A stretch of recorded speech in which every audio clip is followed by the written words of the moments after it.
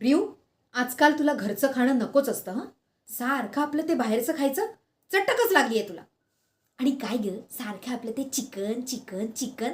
हा, साधं सकस घरचं सात्विक अन्न खावं की कधीतरी. बरं, डबा करून देते म्हटलं तर बाईसाहेबांचं तोंड कायम आपलं वाकडंच. तुला ना विक्रांतनी बिघडवून ठेवलीये. लहानपणापासून फ्रीडमच्या नावाखाली मोकळीक दिली ना तुला, त्याचेच हे परिणाम आहेत.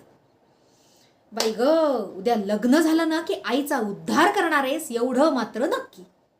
कारण मुलीला शिस्त लावली नाही म्हणून सासरचे नाव कोणाला ठेवणार? आईलाच. विक्रांतला कोण बोलायला जाणार आहे? मोठ्या कंपनीचा एमडी न तो. हं. पण रिऊ, मुलीच्या जातीला थोडी तरी शिस्त हवी की नको? हा, नुसते आपले वेगवेगळे आवाज काढले म्हणजे झालं असं नसतं ग बाई. बर, आणि स्वतःला जर एवढं चटकदार चमचमीत खायची आवड आहे ना, मग थोडंसं तरी करायला शिकावं ना.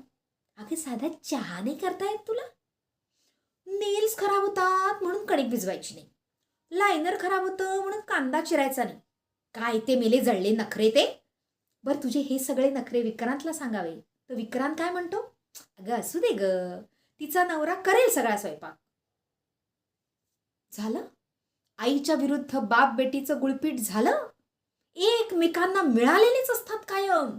दोघही गरम डोक्याचे आणि मनमानी. अगदी सारखे आहात तुम्ही दोघही.